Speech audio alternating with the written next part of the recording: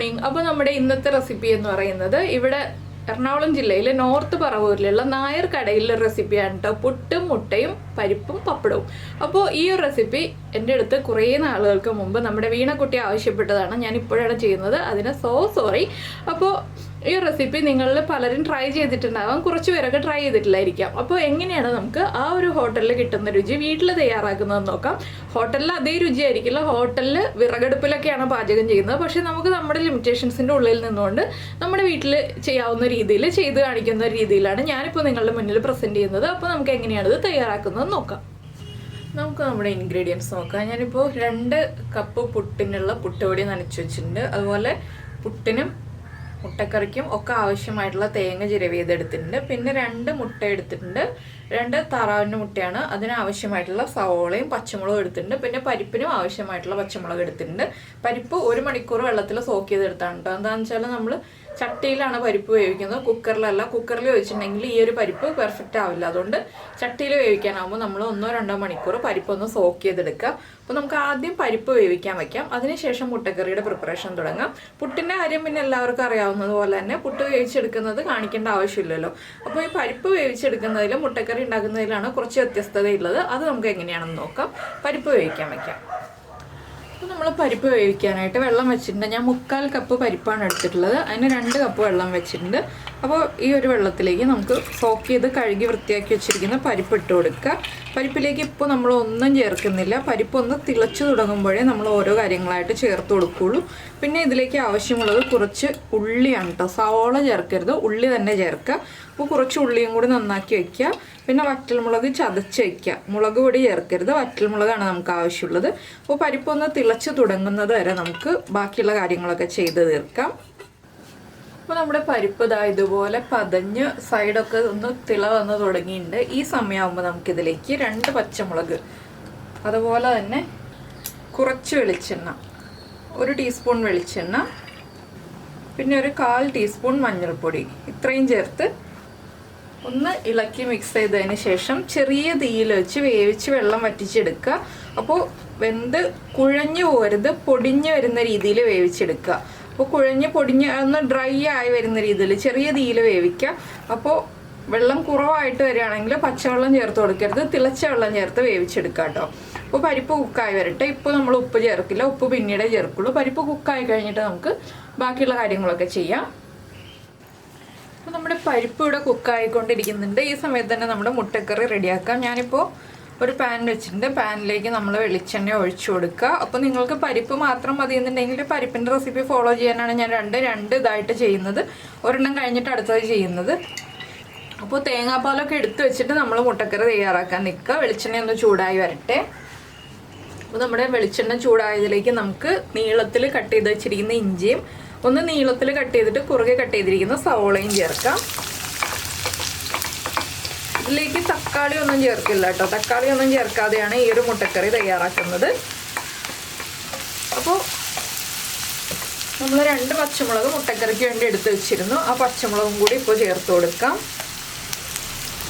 കുറച്ച് കറിവേപ്പില, ഇതെല്ലാം ചേർത്ത് സവോള ഒന്ന് നന്നായിട്ട് കുക്കായി ഒന്ന് ബ്രൗൺ ഷെയ്ഡായി വരുന്നത് വരെ ഒന്ന് വഴറ്റിയെടുക്കുക. അതിനുശേഷം നമുക്ക് ബാക്കിയുള്ള കാര്യങ്ങളൊക്കെ ആഡ് ചെയ്ത് കൊടുക്കാം. അപ്പോൾ ഈ സവോളയിലേക്ക് കുറച്ച് ഉപ്പും കൂടി നമുക്കിപ്പോൾ ചേർത്ത് കൊടുക്കാം. ഇനി സാധാരണ നമ്മൾ സവോള വഴറ്റുന്നതിൽ നിന്ന് കുറച്ചുകൂടി ഒന്ന് ഡാർക്ക് കളറായി വരുന്നത് വരെ നമുക്കൊന്ന് സവോള വഴറ്റിയെടുക്കാം.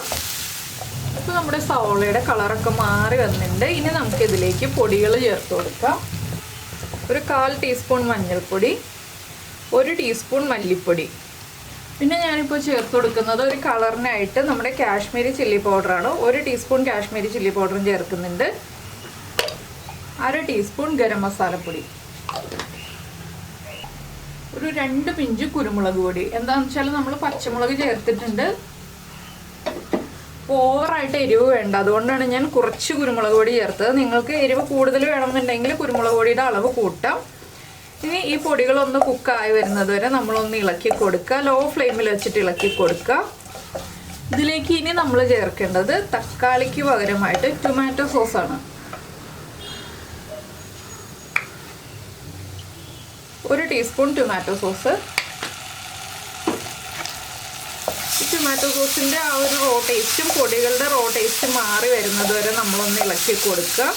പിന്നെ ഇതിലേക്ക് ചൂടുവെള്ളം ചേർക്കാം കേട്ടോ, പച്ചവെള്ളം ചേർക്കരുത്. ഗ്രേവിക്ക് അനുസരിച്ച് നമുക്ക് ചൂടുവെള്ളം ചേർത്ത് കൊടുക്കുക. ഞാനിപ്പോൾ ഒരുപാട് ഗ്രേവിയിൽ ചെയ്യുന്നില്ല, കുറച്ച് ഗ്രേവി ആയിട്ടാണ് ചെയ്യുന്നത്.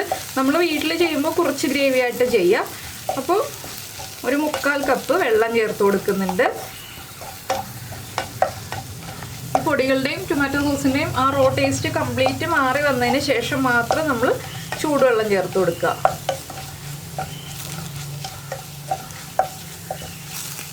ഇനി നമുക്കിതിലേക്ക് ചൂടുവെള്ളം ചേർക്കാം.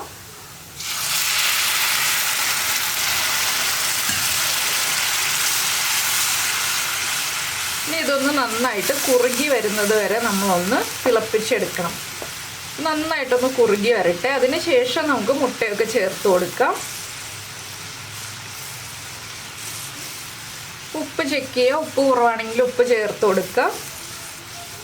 ഈ സമയത്ത് നമ്മുടെ പരിപ്പ് കുക്കായി വന്നിട്ടുണ്ട്. നമുക്ക് പരിപ്പിലേക്ക് ഉപ്പ് ചേർത്ത് കൊടുക്കാം. ഇത് കണ്ടോ, നമ്മുടെ പരിപ്പ് ഇതാ ഇതുപോലെ റെഡിയായി വന്നിട്ടുണ്ട്. വെള്ളം കംപ്ലീറ്റ് വറ്റിയിട്ടില്ല, കുറച്ചുകൂടി വറ്റാനുണ്ട്. ഈ ഒരു സ്റ്റേജ് ആകുമ്പോഴാണ് ഞാൻ ഉപ്പ് ചേർക്കുന്നത്. അപ്പോൾ ഇനി ഇത് വീണ്ടും വറ്റി വരും കേട്ടോ, ചട്ടിയിൽ പിടിക്കുന്ന രീതിയിൽ വറ്റി വരും. അതിനനുസരിച്ച് നമ്മൾ വെള്ളം വേണമെങ്കിൽ ചേർത്ത് കൊടുക്കണം. ഞാനൊരു 1/4 കപ്പ് ചൂടുവെള്ളം ചേർത്ത് കൊടുത്തിരുന്നു. ഇനി പരിപ്പിന് ആവശ്യമായ ഉപ്പ് ചേർക്കാം.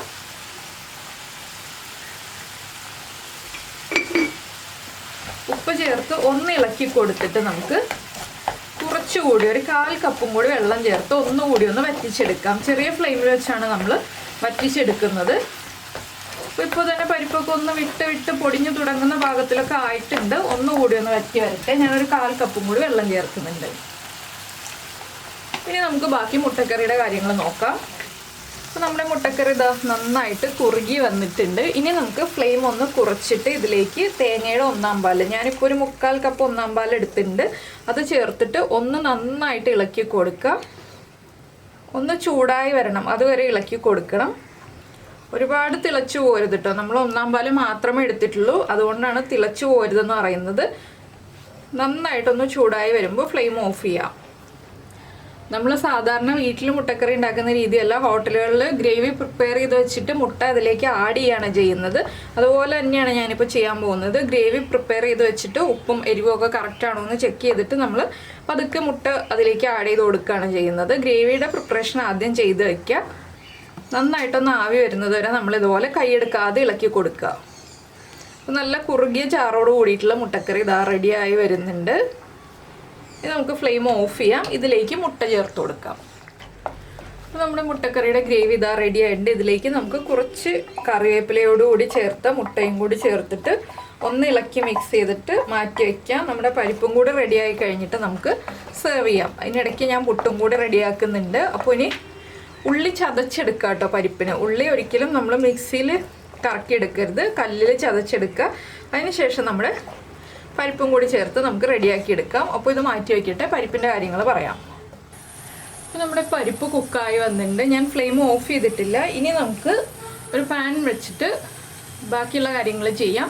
അപ്പോൾ ഞാനിത് വീണ്ടും ചെറിയ തീയിൽ വെച്ച് ഒന്നുകൂടി ഡ്രൈ ആക്കി എടുക്കാൻ പോവാണ്. അപ്പോൾ നമ്മുടെ പാനൊക്കെ ചൂടായി ബാക്കിയുള്ള കാര്യങ്ങളൊക്കെ ചെയ്ത് വരുമ്പോൾ ഒന്നുകൂടി ഒന്ന് ഡ്രൈ ആയി വരും. അപ്പോൾ നമ്മുടെ പരിപ്പ് റെഡിയാക്കാനായിട്ട് ഞാനൊരു പാനിൽ വെളിച്ചെണ്ണ ഒഴിച്ചിട്ടുണ്ട്. ഇത് ഇരുമ്പിൻ്റെ ചട്ടിയിൽ അല്ലെങ്കിൽ മൺചട്ടിയിൽ ചെയ്യുകയാണെങ്കിൽ കൂടുതൽ പെർഫെക്റ്റ് ആയിരിക്കും കേട്ടോ. ഞാനിപ്പോൾ നോൺ സ്റ്റിക്ക് പാനാണ് വെച്ചിട്ടുള്ളത്. ഇതിലേക്ക് നമുക്ക് 1 ടീസ്പൂൺ കടുക് ചേർത്ത് കൊടുക്കാം. കടുക് ഒന്ന് പൊട്ടി തുടങ്ങട്ടെ.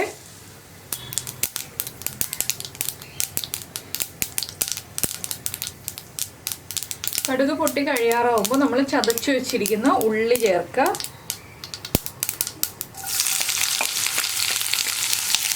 ഇതിലേക്ക് ഞാനൊരു 10-15 ഉള്ളി എടുത്തിട്ടുണ്ട്. അതുപോലെ തന്നെ ഒരു 7 വറ്റൽമുളക് മിക്സിയിൽ ഒന്ന് ചതച്ചെടുത്തിട്ടുണ്ട്. നന്നായിട്ട് പൊടിച്ചെടുത്തിട്ടില്ല, ഒന്ന് ചതച്ചെടുത്തിട്ടേ ഉള്ളൂ. അപ്പോൾ ഇനി ഈ ഉള്ളിക്ക് ആവശ്യമായിട്ടുള്ള ഉപ്പ് നമ്മളൊന്ന് ചേർത്ത് കൊടുക്കുക. ചെറിയൊരളവിൽ ഉപ്പ് ചേർക്കാം. ഇതിലേക്ക് നമുക്ക് കുറച്ച് കറിവേപ്പിലയും കൂടി ചേർത്ത് കൊടുക്കാം. ഉള്ളിയും കറിവേപ്പിലയൊക്കെ ഒന്ന് കുക്കായി വരുന്നത് വരെ ഒന്ന് ഇളക്കി കൊടുക്കുക. അതിനുശേഷം മാത്രം നമ്മൾ ചതച്ച് വെച്ചിരിക്കുന്ന വറ്റൽമുളക് ചേർത്ത് കൊടുക്കുക.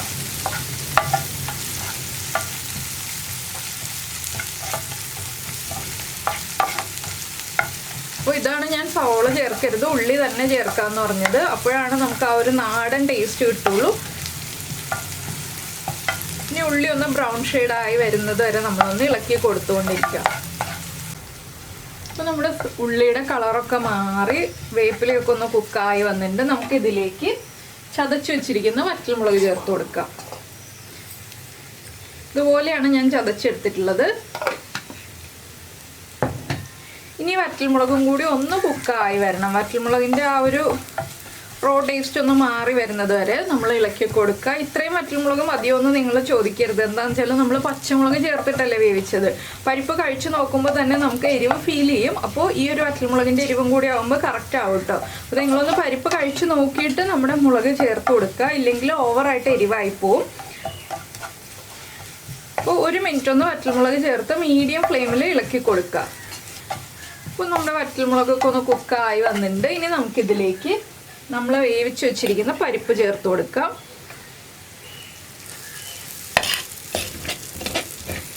പരിപ്പ് ചട്ടിയിലൊക്കെ ഒന്ന് പിടിച്ചു വന്നിട്ടുണ്ടാവും. അടിഭാഗമൊക്കെ ചേർത്ത് ഒന്ന് വടിച്ചെടുക്കാം കേട്ടോ. ഇനി നമുക്കിത് എല്ലാം ചേർത്ത് ഇളക്കി മിക്സ് ചെയ്തതിന് ശേഷം ഹൈ ഫ്ലെയിമിൽ തന്നെ കുറച്ച് സമയം ഒന്ന് ഡ്രൈ ആക്കി എടുക്കണം. പരിപ്പിലേക്ക് എരിവൊക്കെ ഒന്ന് പിടിച്ചു വന്നു കഴിഞ്ഞതിന് ശേഷം നമ്മളിത് ഈ ഒരു ബർണറിൽ തന്നെ വയ്ക്കുക. കുറച്ച് സമയം ഒന്ന് ഇളക്കി ഡ്രൈ ആക്കി മിക്സ് ചെയ്ത് എടുക്കണം. അപ്പോഴാണ് നമ്മുടെ പരിപ്പ് പൊടി എന്ന് പറയുന്നത്. നമ്മൾ പണ്ട് വീടുകളിൽ ഉണ്ടാക്കിയിരുന്ന പരിപ്പ് പൊടിയല്ല, കുറച്ച് കുഴഞ്ഞിരിക്കുന്ന രീതിയിൽ, എന്നാൽ ഒന്ന് പരിപ്പെല്ലാം മിക്സായി ആ വറ്റൽമുളകും എല്ലാം ചേർന്ന് ഒന്ന് മിക്സ് ആയിട്ടുള്ള രീതിയിലുള്ള പരിപ്പ് പൊടിയാണ് നമുക്ക് കിട്ടുക. അപ്പോൾ ഇതൊന്ന് ഇതുപോലെ മിക്സ് ആക്കിയിട്ട് വയ്ക്കുക. കുറച്ച് സമയം കൂടുമ്പോൾ ഒന്ന് ഇളക്കി കൊടുക്കുക. അപ്പോൾ ഇനി ഞാൻ പുട്ടും ഉണ്ടാക്കി പപ്പടവും കാച്ചി കഴിഞ്ഞിട്ട് നമുക്ക് എല്ലാം ഒരുമിച്ച് സെർവ് ചെയ്യാം. അപ്പോൾ നമ്മുടെ പരിപ്പൊടിയുടെ കൺസിസ്റ്റൻസി കാണാം കേട്ടോ. ഇതൊന്ന് റെഡിയായി വരട്ടെ. അപ്പോൾ നമ്മുടെ പുട്ടും മുട്ടക്കറിയും പരിപ്പും പപ്പടവും എല്ലാം റെഡി ആയിട്ടുണ്ട്. പരിപ്പ് കണ്ടോ, ഇതുപോലെ നല്ല പൊടിയായിട്ടാണ് കിട്ടിയിട്ടുള്ളത്. വല്ലാതെ ഡ്രൈ ആക്കി ഞാൻ എടുത്തിട്ടില്ല. വല്ലാതെ ഡ്രൈ ആക്കി എടുക്കണമെന്നുണ്ടെങ്കിൽ ഒരു 5 മിനിറ്റ് കൂടുതൽ വെച്ച് നമ്മളൊന്ന് ചെറിയ തീയിൽ ഇളക്കി കൊടുത്താൽ മതി കേട്ടോ. നന്നായിട്ട് ഡ്രൈ ആയിട്ട് കിട്ടും. പക്ഷെ നമുക്ക് പുട്ടിൻ്റെ കൂടെ കഴിക്കാൻ ഈ ഒരു കൺസിസ്റ്റൻസിയാണ് നല്ലത്. അപ്പോൾ എല്ലാവരും ഈ റെസിപ്പി ട്രൈ ചെയ്ത് നോക്കിയിട്ടില്ലെങ്കിൽ ഉറപ്പായിട്ടൊന്ന് ട്രൈ ചെയ്ത് നോക്കൂട്ടോ. നമുക്ക് വീട്ടിലും എല്ലാ റെസിപ്പികളും ഇതുപോലെ ഉണ്ടാക്കാൻ പറ്റുന്നതാണ്. അപ്പോൾ നിങ്ങൾക്ക് ഈ ഒരു വീഡിയോ ഇഷ്ടമായി എന്നുണ്ടെങ്കിൽ ഉറപ്പായിട്ടൊന്ന് ലൈക്ക് ചെയ്യും, അതുപോലെ തന്നെ കമൻറ്റ് ചെയ്യുകയും ചെയ്തേക്കണേ. അപ്പോൾ നമുക്ക് നമ്മുടെ അടുത്ത റെസിപ്പിയുമായിട്ട് അടുത്ത ദിവസം വീണ്ടും കാണാം.